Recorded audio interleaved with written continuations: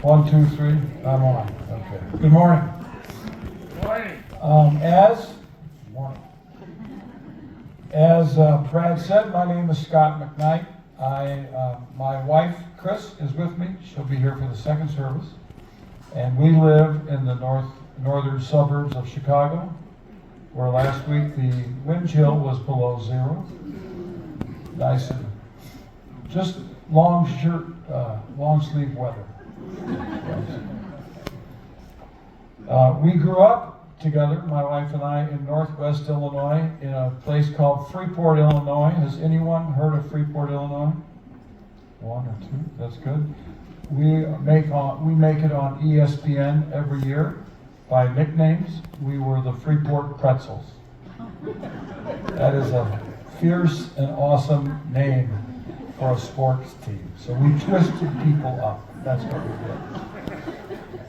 I grew up in a church and in a locker room. My father was a coach and a high school teacher, and so when school was over, I went to the high school. I had a locker in the locker room with the athletes, and usually we went from there to church. There was something going on every day, and for a young boy, it was a little too much. Sunday school, Sunday service, at least one, Sunday evening, Wednesday evening, Thursday evening, and then other nights for other things. Wow. And so I grew up in a church. But I grew up with a mother who loved to entertain. She loved to invite people into our home spontaneously, for no other reason, just to have fun with one another, to cook, and to put out a spread. My mother had the capacity. I don't know how she came up with this. It was sort of like the miracle of 5,000 people being fed by Jesus. She just invaded the refrigerator, the freezer, and we didn't have a little freezer. We had a massive freezer, and then my mother had so much food, she had a second freezer in the basement, and she somehow could produce all this and put dessert on the table, and the hidden foods all came out. And it was like manna miracles all the time in our house. And then she could just operate the kitchen and make it all happen, and everybody loved to come to our home. She filled the table with food, and there was always more than enough. More than enough. When my parents decided to make apple butter, all those who like apple butter, please raise your hand. Well, I'm glad there's some informed, illuminated people. My mom and dad decided to rent from the local museum a copper pot. That this was one part of it. And it was huge, and I don't know where they got, but baskets and baskets and baskets of apples. And then my mom cored them, and we crushed them, and we stirred them with wooden paddles underneath a fire that my father made.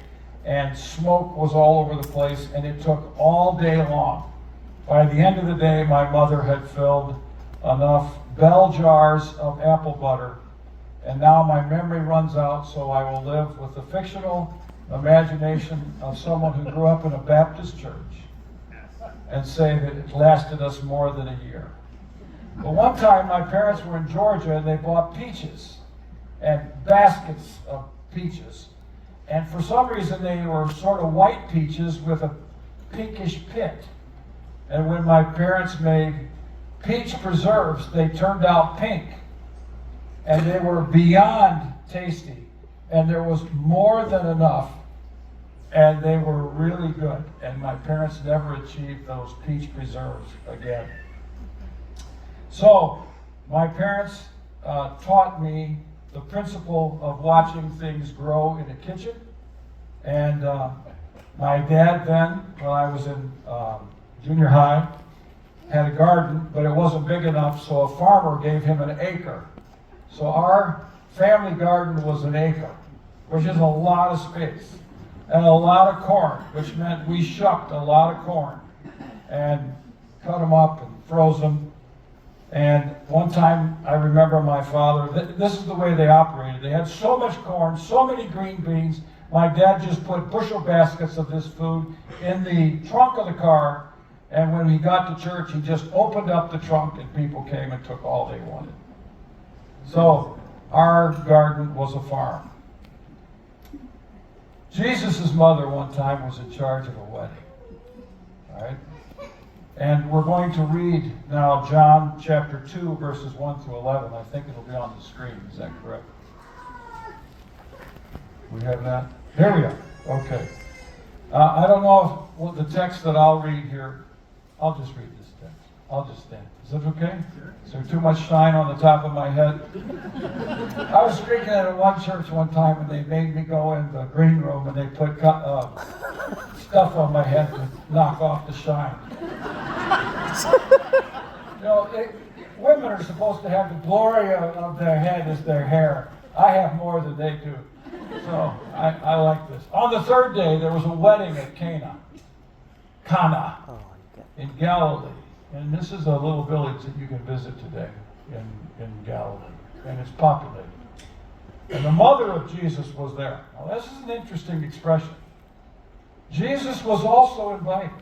It doesn't say Mother Mary was invited. It's probably because she's running the thing. Jesus was invited to the wedding with his disciples. I know enough about Mary to think that she made sure that Jesus got invited, and she didn't care if the disciples came, but she wanted her son there. When the wine ran out, the mother of Jesus said to him, "They have no wine." And Jesus said to her, now see, this is all these gaps in this text. This is sort of like someone's going to write a novel, and all they write out are the major chapter themes. So you have to fill in the gaps, and that's what John wants us to do. Woman, and this is not an insult for Jesus to refer to his mother as woman. It's sort of like mother and woman at the same time. What does this have to do with me? Now, the language he uses is, what is there between you and me that would allow you to tell me something to do here? And then Jesus jumps to another topic.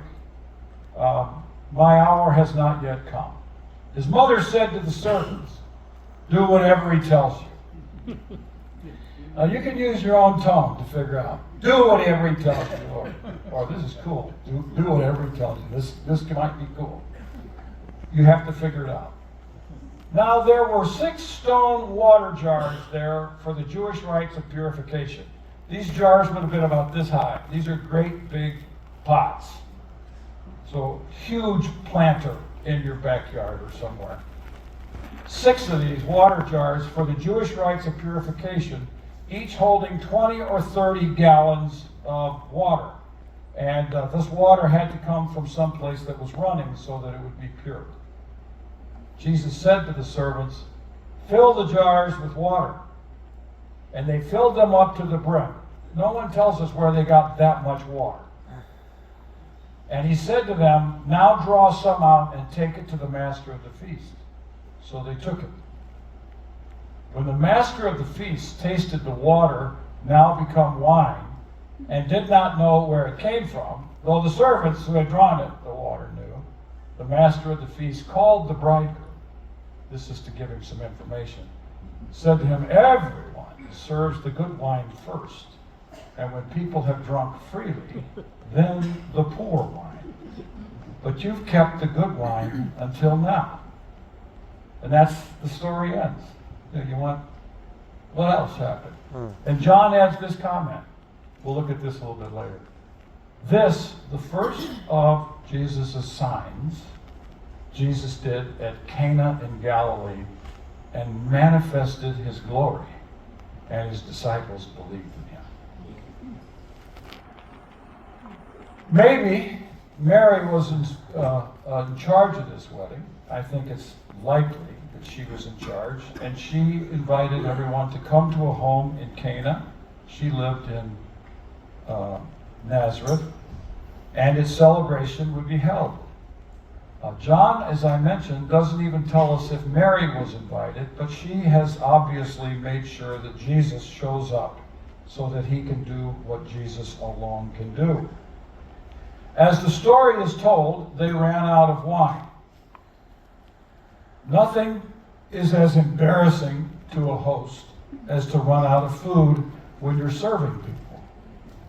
I mean, you can't imagine the humiliation that comes to the status of someone who has the responsibility of providing food at a party, and then to discover that there's not enough food. Well, there's no Uber to call. No donkeys running up and down the street with extra pots of food. So the needle on the food was getting to the letter E, empty. And everybody was embarrassed, and so she informs Jesus of the situation. Jesus' response is a bit of a brushback pitch, as they say in baseball. He distances himself from her and makes it analytic and relational, not in a loving way, but just in a sort of, what is there between you and me that you could lay this claim upon me? And I think this is a challenge to Mary. I do want to say that Protestants are nervous about Mary. They permit her in their home once a year, at Christmas, in a creche. And then they wrap her back up on January 1st, pat her on the bottom, and tell her to go be with the Catholics the rest of the year that we're Protestants. And it's really a pity, because Mary is a very significant figure in the Gospels. We know more about Mary than anybody other than Jesus and probably a little bit of Peter. But there's a lot of stuff about Mary in the New Testament.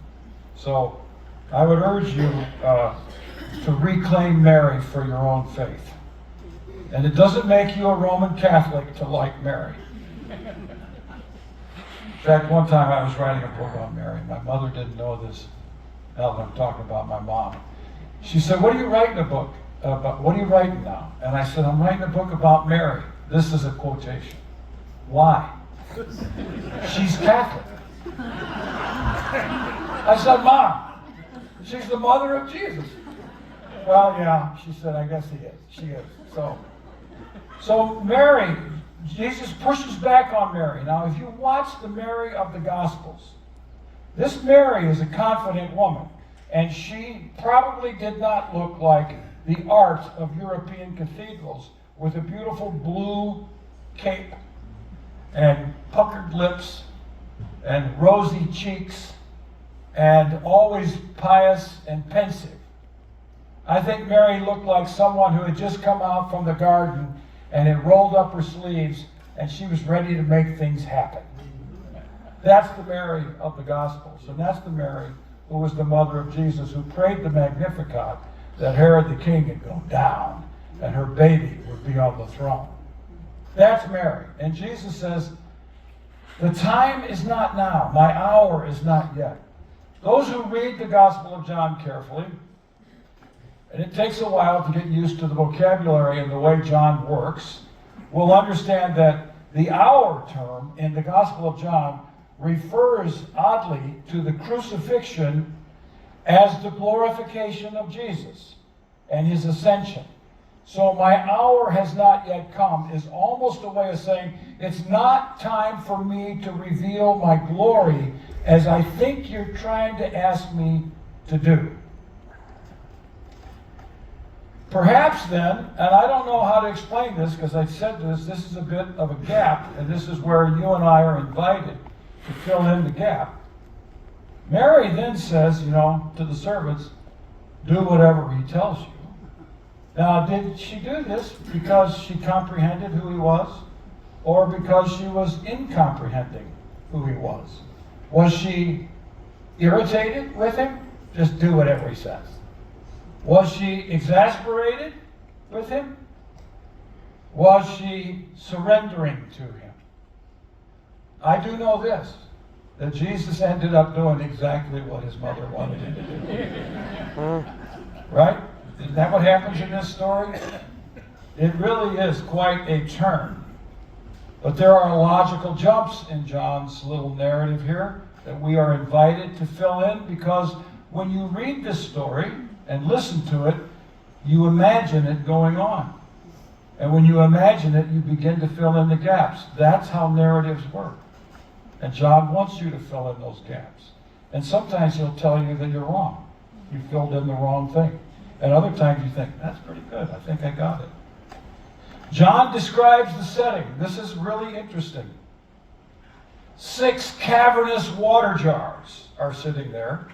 Here's a little bit of history of the first century in Galilee. Galilee was I'll call it this, the Bible Belt of Palestine when it came to purity. One of the things we have discovered in Galilee is that every one of the major villages had these step pools. Do you know about step pools? Have you talked about mikvahs? Mikvaot. These are pools into which Jews would walk down the steps on one side, dip themselves completely under the water. They were Baptists. And then they would come up the other side. And that way they did not get contaminated, because this side would be unclean people walking into the water and clean people walking out of the water. Every village has these stepped pools.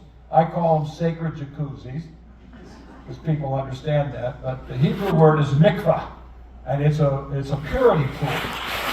And they were in every village. The little village of Magdala has 2 or 3 of these mikvahs. And just above Jesus is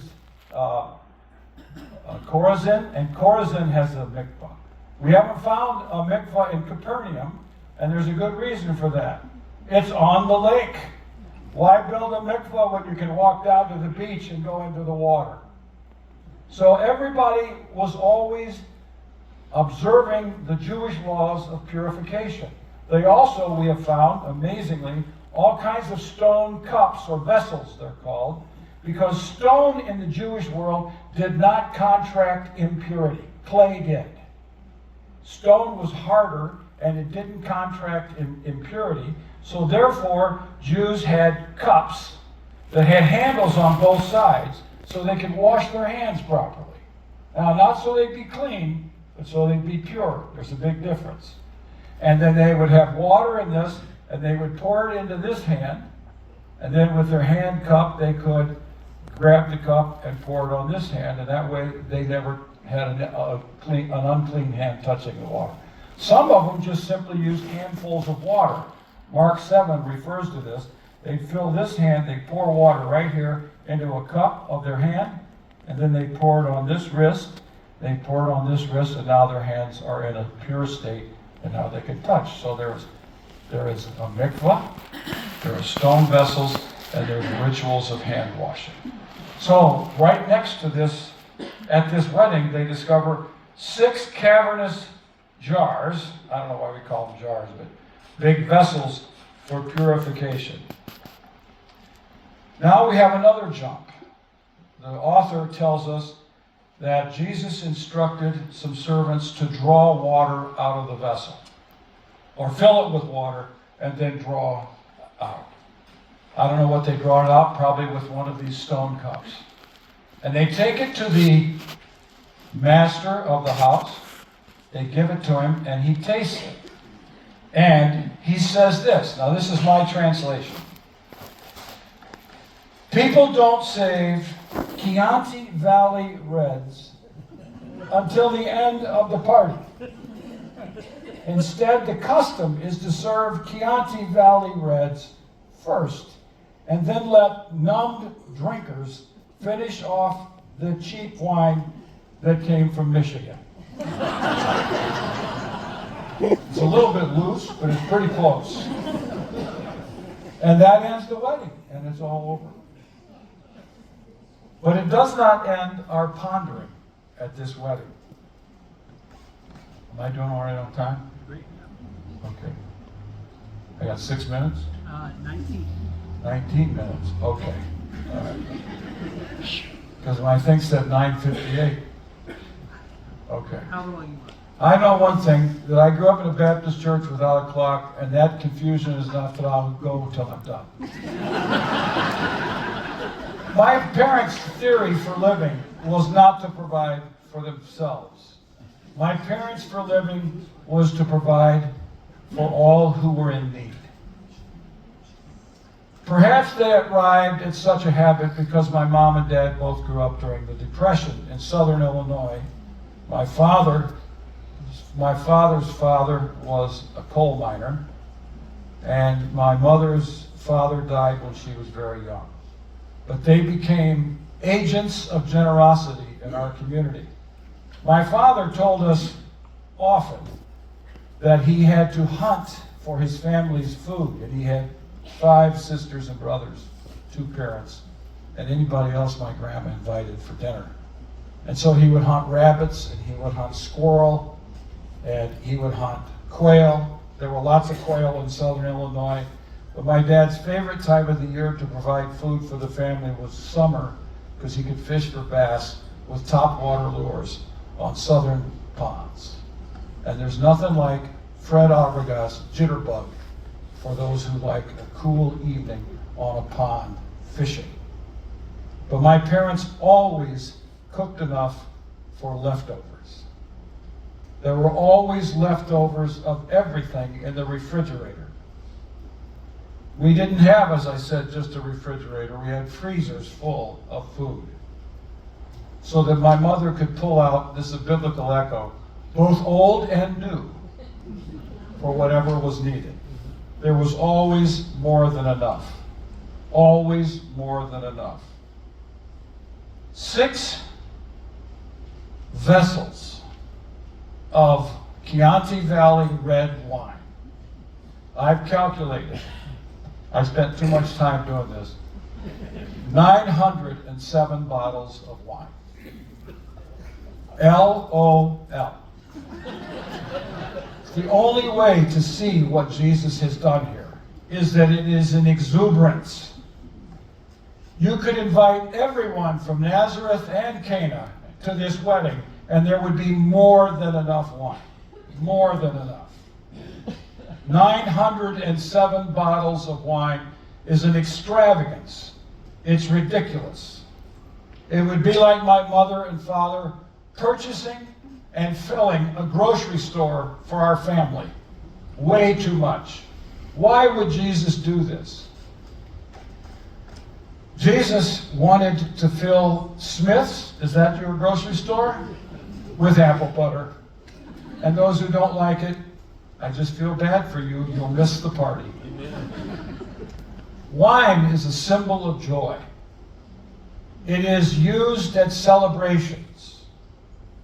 Jews, I don't know if you know this. This is not something I like to, when I taught college students, I didn't tell them this very often, but you're adults, and we can talk about responsible drinking. Jews did not drink water as ordinary. Because water was not clean. They drank wine and barley beer. So, okay, there was lots of beer. It wasn't as strong as Belgian beers, if you know what I mean. It wasn't that kind of thing, but this is what they drank as an ordinary thing. But they knew what joy was at celebration. And their weddings could take a week, where every evening was a party and a celebration of a new family, of new people coming together, and everybody in the neighborhood wanting to participate in it. 907 bottles is an abundance of joy. Joy overflowing. Uber joy and uber celebration. It's like what happened when the Cubs won the World Series. Or when the Raiders won the Super Bowl. Did that ever happen? A long time ago. Well, the Cubs won in 1908 and then 108 years later. So we were waiting. And we were ready. Year after year after year. So the wine at Cana was abundantly extravagant in its provision. And John closes down this episode in John chapter 2 in verse 11 with this, and this is where we have to concentrate. What Jesus did there, here in Cana of Galilee, was the first of the signs through which he revealed his glory. There are 7 signs in the Gospel of John, probably now. Scholars debate this, and that's what scholars do. Water into wine is the first one. John tells us that. Then healing the official son in John 4 is a sign. And then feeding thousands of people with bread is the third sign. And then the fourth sign is the lame man healed in John 5. The sixth sign is the raising of Lazarus in John chapter 12. Then the healing of the blind man is probably one, and the resurrection of Jesus is probably the other sign. But perhaps one of them is walking on water, and perhaps one is the miraculous fish catch. We don't know, because John doesn't number them all. He wasn't given to having to give all his points numbers. But there are signs. A sign for John, this is his special word. The Gospel, Matthew, Mark, and Luke call them miracles and works of power. John calls them semeion, signs. A sign is a public deed performed by Jesus that reveals who he is, but it requires faith to see who he is. And he wants us to perceive the truthfulness of who he is on the basis of this action. This leads us to become meditators on Jesus turning water into wine. It leads us to want to spend time pondering what this event meant. And because it leaves us to pondering, and that John invites us to ponder because he calls it a sign. He doesn't tell us what the sign means. He says it reveals the glory of Jesus. And so in the wine, we are supposed to see something about Jesus that perhaps we've never seen. And what you see might be different from what other people see. There's no right interpretation of a sign. It's evocative. It's like a piece of art. It's like an icon in the Greek Orthodox tradition. You see it, you look through it, and through it you see the fullness of who Jesus is. More of than what you have seen before. A sign, then, is something that continually reveals to true believers the true identity of Jesus. But it is only going to be seen by those who have the trusting ability to look at that wine and say, I see something that God is doing here. The transforming power of God to turn water into wine, to turn ordinary purification water into the wine that leads to the celebration of the presence of God in our world. It's an amazing act. Of course, it's a miracle. But it reveals the godness of God and the godness of Jesus to look at this wine and to see what God is doing. It leads to iconic moments when we ponder the wine that Jesus has made, and it leads us to think about him and what he has provided. What we see, at least in the Jesus wine, I'm going to call this Jesus wine. What we see in the Jesus wine is that Jesus can transform ordinary organic materials into something far more than what it was before. What we see in Jesus wine is that Jesus is more than enough. He will provide more than enough. And his more than enough will bring more than enough joy to us. Jesus wine has the power to turn political heartaches into the joy of God for who we are, who Jesus is, and how good God is. Jesus wine turns us into the joyous instruments of justice and peace and grace and love and forgiveness in our world. Jesus wine empowers us to look at destructive, earth-degrading policies in our world and to fight for stewarding for what God has created. Now, you get to see creation differently in Nevada than we see in the suburbs of Chicago. We see streets, and we see traffic lights, and we see buildings. You see, do you call these mountains? Mountains and hills that are red and change colors like a rainbow throughout the day. It's beautiful. And you see that, and you know that it is your responsibility as someone who lives with God to steward this good creation of God, because it reflects the glory of God. It's Jesus wine. Your hills are Jesus wine. Jesus wine has the ability to turn the fiery devastations in LA into opportunities to learn, to seek community, and to rebuild and to restore, and to bring joy to other people, because they will experience the love of God in the faces of others. Jesus wine has the capacities to face with joy our sicknesses, our diseases, and even our deaths. Jesus wine transcends even death and brings joy beyond the grave. Jesus wine can help us face our griefs and our sorrows and our depressions.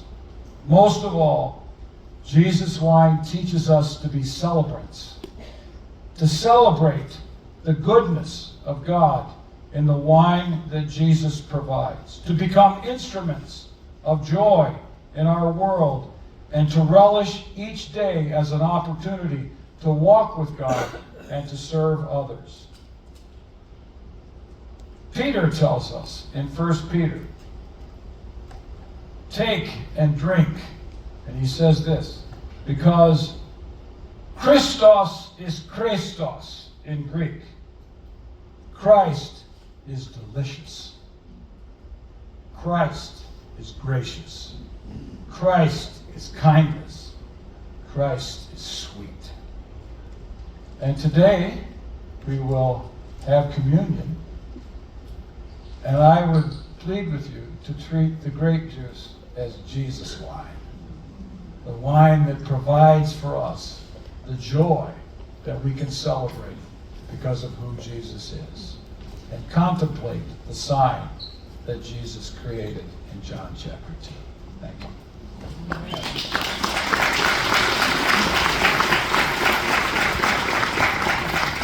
Thank you, Scott. If you haven't received the communion elements, they're in the back. You can grab communion